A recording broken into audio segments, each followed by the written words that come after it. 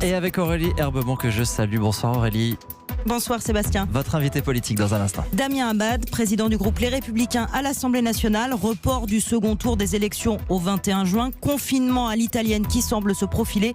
On parle de tout ça avec lui. À tout de suite. L'interview politique d'Aurélie Herbemont, c'est dans un instant dans votre grand journal du soir sur Europe 1. On retrouve les coups de pouce Groupama avec Cerise. Vous n'irez pas loin, Denis ? Oui, Cerise, je dois la changer, mais... Chez Groupama, pour votre nouvelle voiture, vous bénéficiez d'un prêt personnel à un taux canon et d'une assurance auto personnalisée. Et si vous prenez les deux, votre voiture pourra être garantie à sa valeur d'achat pendant 3 ans, pour 1 euro de plus par an. Groupama, la vraie vie s'assure ici. Offre soumise à conditions, valable du 7 au 24 mars 2020 inclus. Conditions et limites des garanties se reporter au contrat. Plus d'infos sur groupama.fr. Prêt personnel après accord d'Orange Bank et délai de rétractation. Votre assureur est intermédiaire exclusif en opération de banque d'Orange Bank. Bon chérie, on y va là, on va être en retard. Oui, 2 secondes. J'efface cette toute petite tache du pare-brise de ma Sandero neuve. Mais ça fait 5 minutes et y a rien du tout. Oui, mais j'aimerais qu'elle reste parfaite. Oui, mais là on va être vraiment très en retard. C'est bon, j'arrive. Attends, juste cette dernière petite marque. Depuis 15 ans, Dacia rend le plaisir du neuf accessible. Et en ce moment, profitez de Dacia Sandero à partir de 3 € par jour, soit 90 € par mois sans apport, avec 5 ans d'entretien offert. Exemple pour Sandero Access SCE 75, LLD 61 mois 60 000 km réservé aux particuliers du 1er au 31 mars, si accordiaque voir dacia.fr. Votre grand journal du soir sur Europe 1 avec Sébastien Krebs. Et avec Aurélie Herbemont, votre invité politique ce soir, Damien Abad, le président du groupe Les Républicains à l'Assemblée nationale. Bonsoir Damien Abad. Bonsoir. Le chef de l'État s'exprimera à 20h. Le Conseil scientifique recommande à l'exécutif un scénario de confinement à l'italienne. C'est une option que vous êtes prêt à soutenir chez les Républicains ? Oui, nous la soutenons avec force parce que je crois qu'aujourd'hui, le confinement national est indispensable, nécessaire et inéluctable compte tenu de l'évolution de la pandémie et compte tenu de la situation sanitaire dans notre pays. C'est pas fait pour embêter les Français, c'est fait pour éviter une saturation massive de nos services de réanimation et donc avec des conséquences en cascade derrière. Donc nous soutenons cette mesure si le président de la République la confirme et la valide tout à l'heure. Le Premier ministre vous a-t-il donné des précisions sur le délai éventuel de mise en œuvre d'un confinement pendant que vous l'avez, alors non, pas vu puisque vous avez eu une visioconférence avec Édouard Philippe cet après-midi avec les responsables politiques de tous bords. Il vous a donné des détails ? Écoutez, nous avons eu un échange franc, constructif et qui était très utile. En ce qui concerne les détails, non. Simplement, on a le sentiment que ça sera un délai très rapide, voire même immédiat. Maintenant, c'est au président de la République de confirmer cela. Le sentiment que nous avons eu, en tout cas, c'est qu'il fallait agir vite et fort pour éviter une propagation et une circulation massive du virus sur le territoire national. L'autre sentiment également, c'est que ce confinement, il doit être national et non pas territorial, parce que vous imaginez sinon le risque de déplacement de population, comme l'Italie l'a connu, entre l'Italie du Nord et l'Italie du Sud.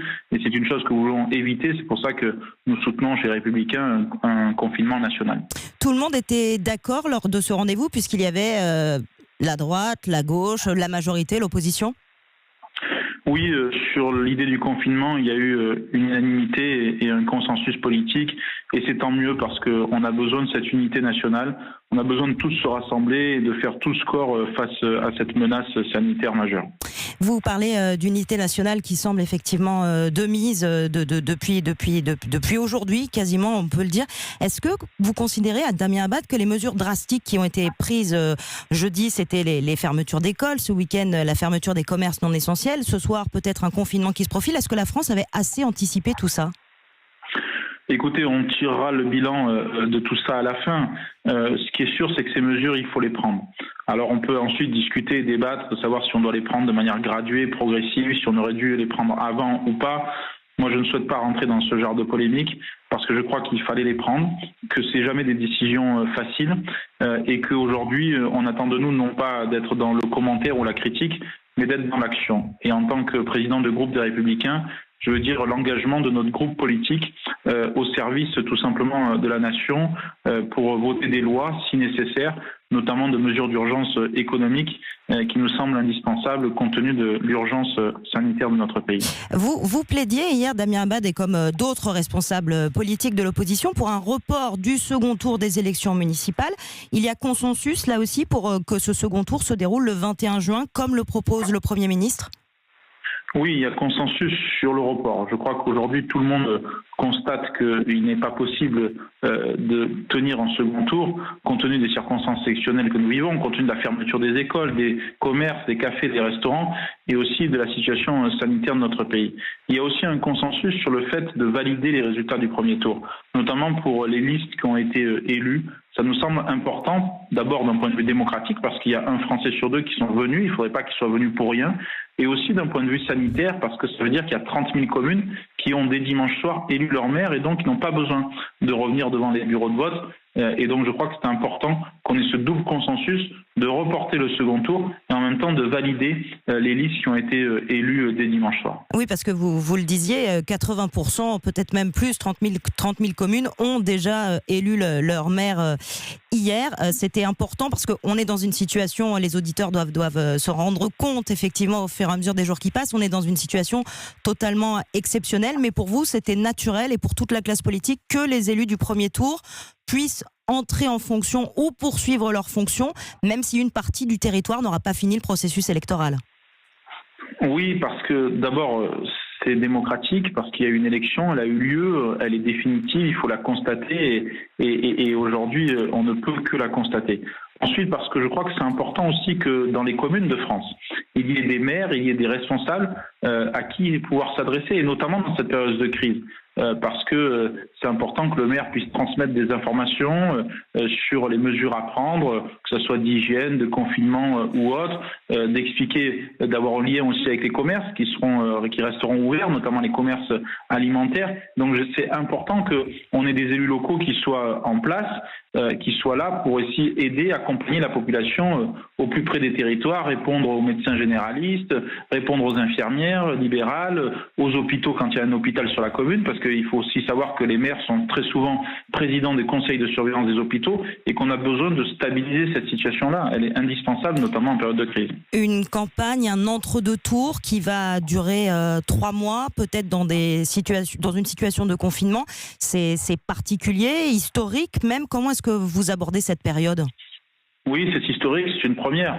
Je crois qu'aujourd'hui, il n'y a pas lieu de faire campagne. Tant que la pandémie ne s'est pas éloignée, il faut que tout le monde soit responsable. Et être responsable, c'est ne pas faire campagne dans ces conditions.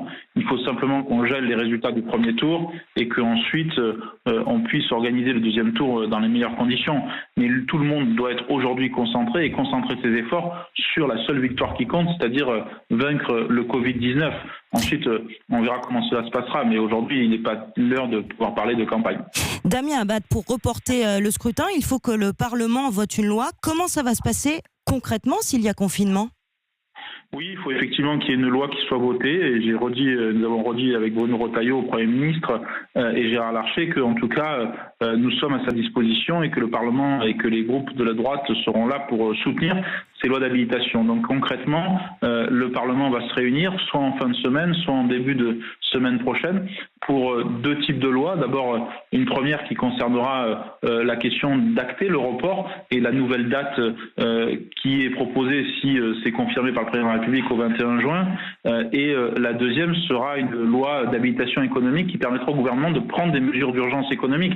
Aujourd'hui, il y a urgence, par exemple, pour garantir les prêts par l'État pour les entreprises, pour reporter les trésoreries, reporter les charges, et puis tout simplement aussi pour payer les salaires, parce qu'on parle souvent des salaires des salariés, des fonctionnaires, mais il y a aussi les salaires que les commerçants, les indépendants, les artisans ne vont pas pouvoir se verser. Et donc ce sont des enjeux de survie de la vie quotidienne, et il est important qu'il y ait une continuité démocratique, que le Parlement se saisisse de cela. Alors bien sûr, dans une forme qui sera différente. Ce sera une forme réduite, vous ne serez pas 577 sur les bancs de l'Assemblée. Oui, on ne sera pas 577 sur les bancs de l'Assemblée, surtout que vous savez que l'Assemblée nationale a été malheureusement fortement touchée également par le coronavirus, et donc on sera dans un format réduit. Les modalités seront définies demain lors de la conférence des présidents que nous aurons avec Richard Ferrand demain matin, pour savoir justement quelle va être la représentation par groupe, comment on va s'organiser. L'idée, c'est qu'on puisse assurer la continuité de la vie démocratique, voter les lois qui sont indispensables pour l'application de mesures concrètes pour nos concitoyens, et en même temps assurer la sécurité sanitaire de tous. Ça veut dire donc un format réduit. Vous serez combien ? 50, 100 députés, pas plus ? Ça, c'est à définir, mais c'est certainement de cet ordre-là. Mais pour le moment, les modalités n'ont pas été encore arrêtées là-dessus.